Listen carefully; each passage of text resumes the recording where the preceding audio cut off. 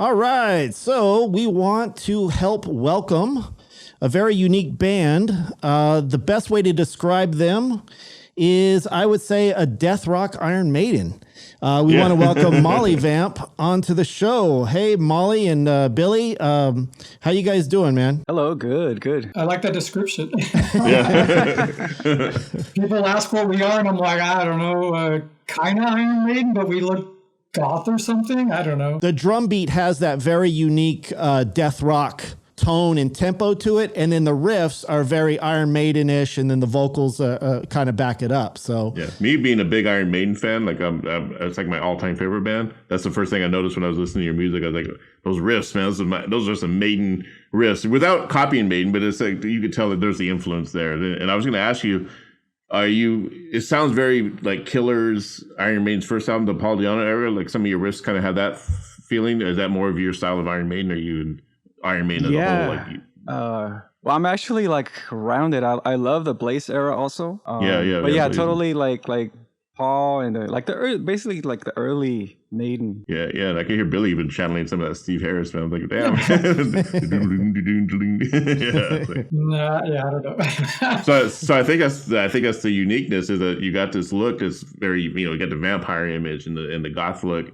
And then you got the goth drummer. It's even cool. Like she's a goth female drummer, which you don't see a whole lot of in bands. And then you got your kind of Maiden, Judas Priest, like metal rock sound. And then you also got a lot of really dark gothic sounds as well. how did you guys come up with this project, or how did you form the band, and give us a little bit of a history? Well, it all started when I was a kid. As it all does. I'm kidding. You were metal baptized as a kid. It's like, I don't know. It's like I have a lot of influences with like even just like 70s rock. I love Thin Lizzy and Black Sabbath and UFO. So I just like to come up with all that stuff and put it in a pot and just throw it out there. Yeah, the crazy thing about this band, at least from my part of it, is, well, Eric, I don't know how much of your memory there is, but yeah. Let me check the brain cell up there. I had been in that cover band Zowie Boom. It was my first band. Yeah. Then I followed Tor, who you should also remember. Yeah. I followed him into a metal band from San Bernardino. And then I was working at Hot Topic, and Rod started working there. And so we hit it off really good. I mean, he's a lot younger than I am, but somehow I guess I saw my youth in him. He was like more of the up and coming age. So we needed a guitar player at the time. So as we were hitting off a friendship, we brought him in.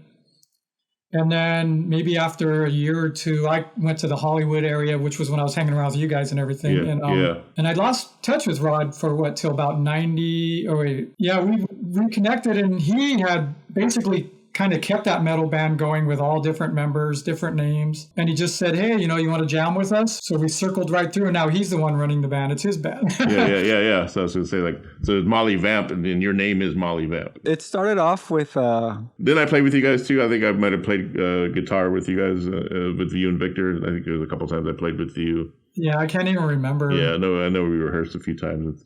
I think I was like filling for Paul or something, maybe. Or at the end of it got really dysfunctional and very like different members. I think Rod or Molly, brought in the drummer for the last show we did, and I don't even know who he is. Like, oh yeah, it was a kid. We just like, this guy's playing drums. I'm like, hey, do you want to play drums? He's like, yeah, I'll play drums.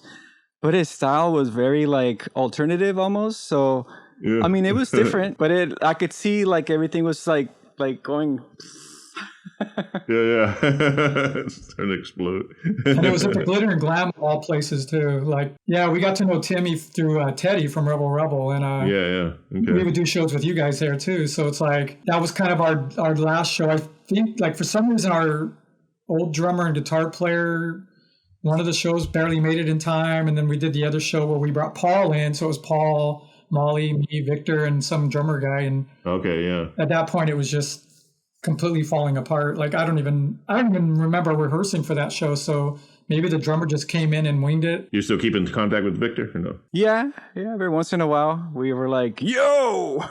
yeah. Tor. He's doing good, actually. He's in Guns N' Roses tribute. Okay, yeah. Last time I saw him a few years ago, he was in Van Halen one or something. Yeah, because he was always a good singer. He's just a little nutty, right? Yeah, if I remember correctly. He's an excellent performer. I mean, he gets all into it, and he gets all the crowd pumping. I think that's one of the things that me and him connected. That the first day he's like, "Dude, you want to jam?" I'm like, "Let's do this," and we started jamming. And then I was running the circle with Billy with the A.S.M deal. It was supposed to be, the name was Alien Sex Machine, right? Okay. let's do something different. And he's like, okay, let's do something like Dracula. Okay, so let's call it Dracula. And that's when we initially started this whole vampire thing. So we were supposed to come up with nicknames. I thought, okay, I'm going to come up with like Thor, Maximus, something like manly, right? And he's like, nah, dude, you're going to come up with a female name. So I was like, okay, whatever. Like, okay, I'll do Molly. So initially it was Molly Ringworm. Cool. And I was like, no, maybe it should be Vamp Pumpkin. Oh, Down the line, I cut the pumpkin and it just became Vamp. So everybody was like, hey, Molly. And that nickname kind of just stuck to me. So the band Dracula, we started doing that. And it only lasted like a few years, like maybe like 4 years. Right after that, that's when I was like, well, since Dracula is no more, let's do Molly Vamp. I've been trying to scout Billy for a long time. And then finally he's like, yeah, I'll do it. It must have been, I think I was begging for like maybe like 4 years before he joined. 4 years. Billy's in high demand. I think it was the last Peppermint Creep show. Molly Vamp was on the bill too, and we were upstairs, and he's all, but I was in full outfit and everything, and he's all, you want to play? I think it was Woman, because it was something that was much slower, pretty basic chords. He's all, yeah. So I was like real close to going down there, and then I kind of thought the whole thing out, like I'm still in my whole outfit and everything. And I know some people don't like that double duty kind of stuff and everything, and the mystique and all that. So I was like, sorry, dude, but then I guess maybe by the next show, he was like, oh, why don't you come down and jam, or, whatever it was. We just got together, and that's how many years ago now? That's 4 or 5 years ago, probably. Must have been December of 2014. Oh, almost 10 years. Wow. Woo. So then what are your main goth influences? Because obviously you have a streak of goth in you, the vampire. What are your main influences on that side of the realm as far as music goes? In Molly Vamp right now, when we do shows where we throw covers in, we do Peter Murphy. Okay, yeah. And we do Judas Priest, and we do the Ramones. So it kind of, even though I've always been like an 80s rocker or a metalhead guy, musically I'm actually more into like kind of pop punky kind of stuff as far as the drums and stuff like that. So that, like, I tell people, Peter Murphy, the Ramones, and Judas Priest kind of sum up what we're all about. You guys do Cuts You Up. That's exactly what we do. Yeah, I've been wanting to record that song for a long time. I got an acoustic version of it. It sounds cool. What's the club scene like nowadays in Hollywood? Because I know we used to play it all the time a long time ago, but I'm curious to know, because you guys are still playing live, still doing the clubs around the LA area. What's that like? Is it still a pain in the ass? Is it bands that are like coming up, especially like like people who are just, they haven't heard or they're not from that area, especially like if we're gonna do a whiskey show and I don't see any promotion on the website or when you're driving by, I know it's an additional fee, but why, I don't get it. It should open up doors so people can know who they are, at least have an MC and say tomorrow night's gonna be Sorceress of Sabbath or whatever. Everything seems to be like everybody's on their own. And do they still do the pay to play? Like we have to sell them out of tickets? And yeah. So they're doing this. They're making you sell tickets and charging you extra if you want some promotion or whatever, right? It's like, and then charge you if you want them to videotape the show, they got to pay for that. And I go, hey Joey, come on, give me a break. He's like, no, $20 a park. I go, dude, but I gotta roll my stuff all the way down to the hill. Now, have you played all the? I would imagine you guys probably played all the clubs on the strip, right? Like the Troubadour, the Roxy. Is the Key Club still there? Is it changed its name again? It's no more, huh? Well, yeah. After the Key Club, it became some sort of like a hip hop hangout. I don't know if it's still open or not. Yeah, I do remember that. It came like a something one or one something or something like that. Last time I played there was 2007. I think it was the last gig I had there. Oh, because you weren't there when Will-O-Wisp played the memorial show. That's right. Yeah, probably. Yeah, I don't think I was. Well, no, you were there because you got the squid stuck on the light. Oh, okay, yeah, maybe I did. And when they returned it, they got in trouble. I drank a lot back in those days. I don't remember which date, what year I played. All I know is the last show I played there was with Dark Funeral in 2007 or 6, somewhere in there. Yeah, Molly Vamp, though, we're similar to your guys' approach kind of thing. You know, we play all kinds of places. Anybody that will let us in, pretty much. That's how you got to do it. Just fucking play. Exactly. Where you can play. Yeah. So we get some cool shows. We get shows with some odd lineups. Having been in a lot of the scene back in the day, it's like he was saying, there's the clubs rely almost 100% on the bands bringing things in. Because when we play, say, the Whiskey at like 8 o'clock or whatever, literally the only people that are there are the people that we got to come there, you know. And then as each band plays, of course. But I mean, there's none of the old vibe of, oh, you know, we would go to the Whiskey, get there early because, you know, whoever was headlining Pretty Boy Floyd or whoever, you know, you knew there was going to be 5 or 6 bands that were going to be cool, that fit the genre and everything. Yeah. Do you have a favorite club that you guys play? What would be your, like, my favorite was always the Troubadour. I love the Whiskey. I mean, the Whiskey's always been a favorite, only because of the history. The Roxy, I like the Roxy too, but I think I would have to go with the Whiskey. So if you're a young band moving to Hollywood and you play one of those clubs, it's like you already felt like you made it. Like, I already made it. Like, you know, that's how we were when we came from a small town, you know. Are you guys making the transition into the digital age? Because obviously there's a lot, you know, with Spotify and streaming and all this shit, TikTok and YouTube and all this stuff. Are you guys making that transition? Because I know a lot of bands, it's hard. It's hard to make that transition into the new world and get people to listen to you or even pay attention to you. I think it's easier for me because since we don't have a label. So I have to do everything myself, and I think that with the Spotify and the Amazon, I can do it just by clicking a button and it goes everywhere. And then also with the website, I can push it and send it to all over the world. And I think has worked for us. The only downfall on that is that we don't have any, like if somebody wants to download our music, they can download, but we don't make any money. Barely make shit. Pushing it out there, yeah. So the only thing we make money out of is like when we sell merch, T-shirts or hats or whatever, or even stickers and stuff. That's how like even the big bands that are signed, that's how they make their money, is by having to stay on tour 24/7 and merchandise. Really. Yeah, I had to buy this hat. You had some money. You had to buy your own hat, right?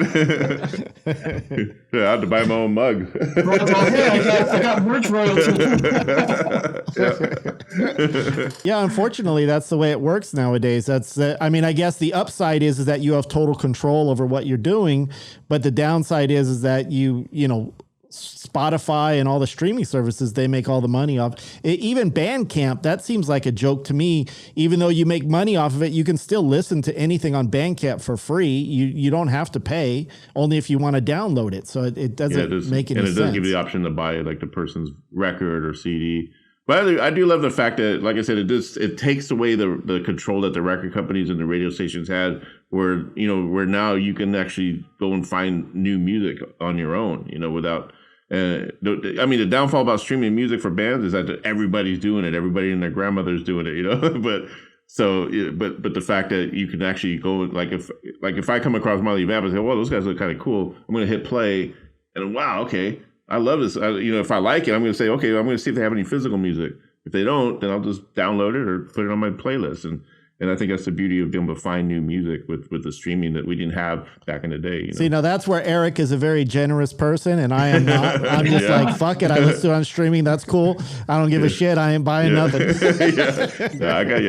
I let you, we're too. I was going to ask you, Molly, do you guys have physical records that you guys sell or physical CDs of the last album I think I saw on Spotify from 2018, which is like the we have The Vampires Have Risen. The Vampires Have Risen. And there's that song Believe. I was listening to that song Believe, which is really cool. Oh, cool. Yeah. We don't have any physical CDs, but I mean I could make them, and it's gonna most likely be from my computer, and then I go to the UPS store and print them. But that's the one. That's one of the things that we want to do is have like either a CD with a barcode, so that way we can get some kind of money back. But overall, I think for me, it's just the fact that we're doing music and putting it out there. I think for me, that's satisfying to have something. And I get like a message from like the other day, I got a message from Japan, saying, dude, I heard your record. I was like, oh, cool. You know, that's a really satisfying. That's what it's all about too. And just be able to create at your own pace, put out music at your own pace, your own time. Because it's part of you. It's who you are. You're a musician. You're a creator. It's in your blood. Now, do you have any nightmare stories as far as playing live? Like us in Will-O-Wisp, we always used to cause riots and have people throw shit at us. Are there any nightmare stories on your end over your career? I always love to hear those. Yeah, there's a few. There was a few fights that started right in front of us. There was another situation where there was nobody there, right? It was just the lady brooming the place, and we were still on. We had maybe a 30-minute show, and all of a sudden, onto the second song, the promoter just grabs the microphone and says, "Show's over," and we're like, "What?" Wait a minute. So that was like a rude awakening. Cool. Did you start smashing their equipment at that point? That's what we would have done. That's what we would have done. Yeah, I was going to, but then I thought, no, I don't know these people here, and yeah. Well, our drummer was not so respectful because he would actually just destroy stuff. Yeah. And then once he started, we were like, fuck it, we got to join in. We got to back him up. Do you guys remember Rebel? Yeah. Oh, yeah. Good friends of theirs. Yeah. Yeah. So we invite these guys. We used to invite them a lot. And it turns out that the people at the pubs and clubs, they didn't like the fact that, they had confetti, they had all this fireworks, they would burn things on them.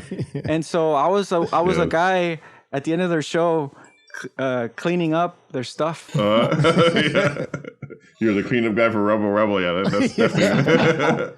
Yeah, those guys got banned every time we play with them. They get banned and shit. We've had to do that a couple times, clean up so that way we could go on next. And we were like, "Fuck, man, we can't even get to the stage." Rebel was banned so many times we just ended up having to play at this little place called the Vanilla Fudge Cafe or whatever. Is that what it was called? The Natural Fudge Cafe. That's Natural Fudge Cafe. Yeah, that was a great place. That was the only place they would let Rebel play. And the stage was only 6 feet wide, so it was the smallest stage I'd ever been on. But you saw Jet come out with that freaking big old spike on his cod piece or whatever.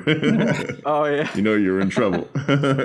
I remember they played this one show. It was some little shitty club, and they fucking sprayed this shit, and it got on my face. Or no, it was I had makeup on, right? So I was in full makeup. And we're playing the show, and then they fucking cut that pillow with feathers everywhere and threw it right in my face. So the feathers were stuck all over my fucking makeup on my face. So I had to go the rest of the night looking like fucking Birdman and shit. You didn't get no pussy that night. No. I went home alone. Went home alone that night. I picked up a few pigeons on the way back. That's about it. And so Molly, songwriting, I'm always fascinated by the songwriting process.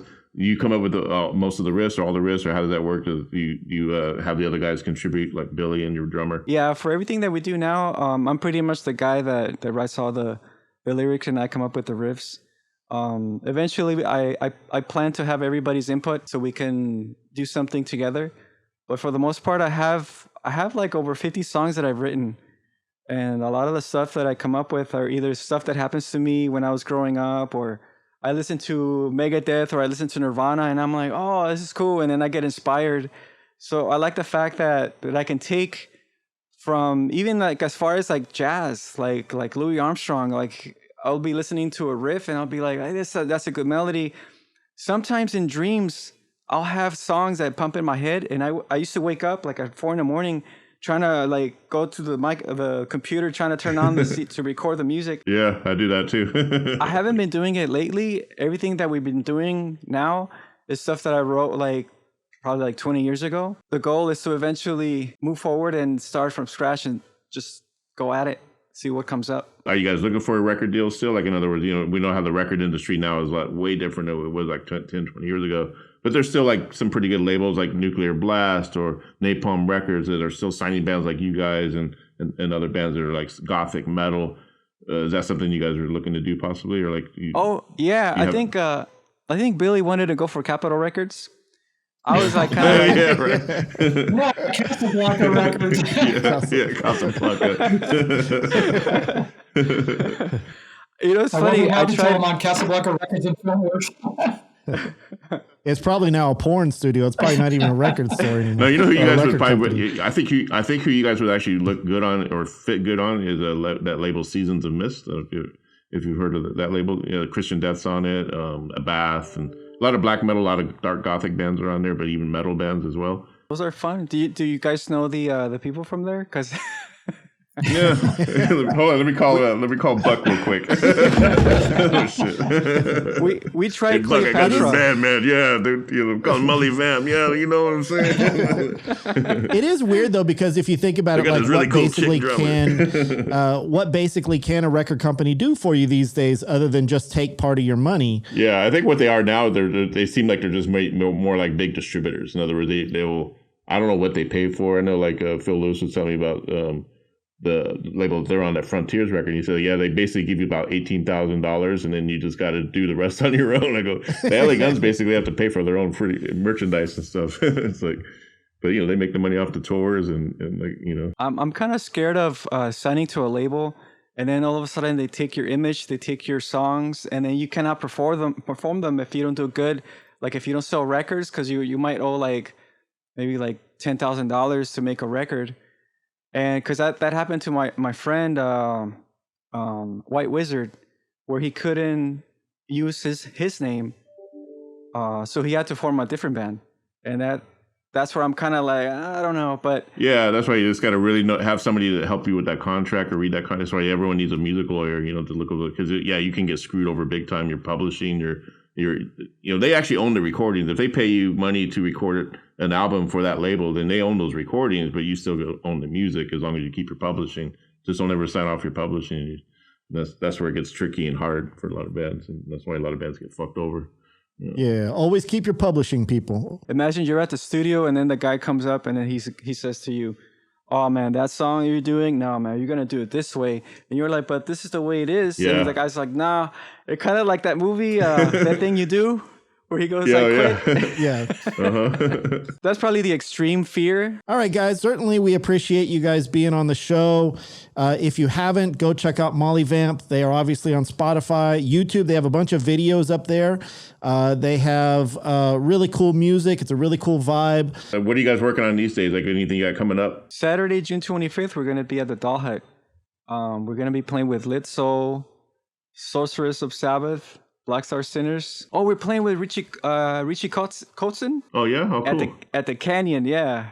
But the cool thing though, I went to Rhino Records, right? And I'm going through the magazines, and then I saw the High Wire Days. Oh yeah. Yeah. And then I'm like, wait a minute. Oh yeah. Yeah, that's right. Yeah, that's yeah. So Yeah, Ken from Highwire Days has always had our back. He's a great promoter of local bands. So if you want to get your band out there, go see Ken at Highwire Days, man. Oh, I was gonna say you're playing with Richie Kotzen. Like. yeah, August 9th at the Canyon in Montclair. So if anybody wants to go, you can just say, hey, yo, I want some tickets. I go, no, you can go in for free, man. Yeah. Cool. Yeah. That's the magic word right there. And that's one of those dining places. So you're trying to like rock out, and people are eating dinners at the tables watching you. Oh yeah. Oh, really? Such a weird thing to me, but that's what it's becoming for our generations. Yeah. I mean, you're like, do I want to walk on the table and rock this out on the guitar solo? And they're like, your plates with like $30 dinners on them and stuff like that. Instead of a dinner and a movie, let's go dinner and some metal. That would be the perfect setting for an old school Will-O-Wisp show. Yeah, right. Somebody could take his trash can onto the dinner table. Yeah, right. We'd light the tablecloths on fire and burn that place down. Yeah. Throw some squid on their plates. You can serve them for Fresh dinner. seafood. Yeah. Here's your squid. Yacht. All right, guys. Thank you very much for being on the show. Molly Vamp, go check them out.